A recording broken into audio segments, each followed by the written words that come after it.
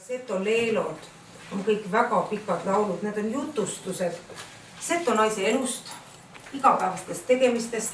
Surõb hulk jäi säkse orjast, mis sai viilets vinneviir. Küll oll rasse koto tehtä, katte ilma vere pääl. Tuleviku Setomaa. Suur aitüma teile!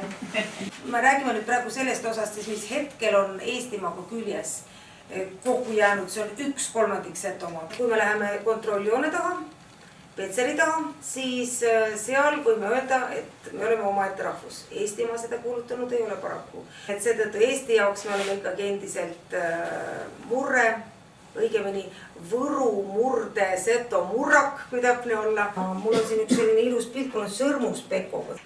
See on Eesti kroon, aga ma unes seda juba nägin. Ja siis ma hakkasin uskuma, et see on ikka õige, et tõesti see Pekko sealt Petseri kloostri koobastest saadab sellele isikule, kes siis antud aastal on Ülemsootska rollis, saadab sõnumeid, saadab oma mõtteid, saadab oma juhtnööre. See oli just see aasta, kui tekkis Setomaa vald.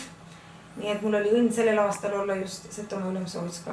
Et see ei ole mitte lihtsalt mäng, et see ei ole mitte lihtsalt muinasjutt, vaid seda võetakse tõena. Lada kaupom tovar, koka poisil povar, toonuška lielo, aidatšuska lielo, lielo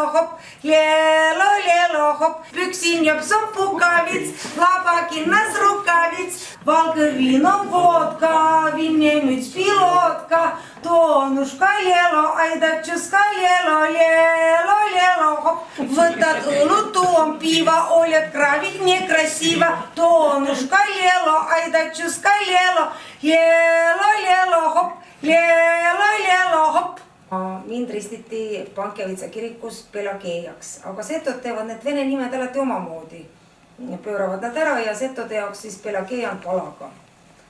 Ja sellepärast ma Ülemsootskana olin Paaba palaga. See Paaba on jälle seto kultuuris selline huvitav sõna, et Paaba ei tähenda mitte vana naist, nagu võiks arvata. Ega ei tähenda mitte inetut naist, vaid Paaba seto kultuuris on naine, kes on sünnitanud tütre.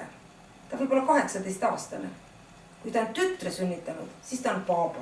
Ja ma pean enda terve aasta kõige tähtsamaks ja suuremaks teoks tõesti seda, et ma tegin esimese seto tantsupeo. Kargus on siis selline tants, mida tegelikult tantsisid külapidudel ka naised ainult. Mehed istusid põõses ja vaatasid. Seal on neid väikseid detaile, mis tantsu juures olulised on selle kargamise juures, on hästi-hästi palju. Karjapõlvõga pokkõlõ haadiritiralla, tšuhkai-nuhkai haadiritiralla, tšuhkai-nuhkai haadiritiralla, tšuhkai-nuhkai haadiritiralla, tšuhkai-nuhkai haadiritiralla. Ja siis Lääne-Ameerika. Kui suured tänu.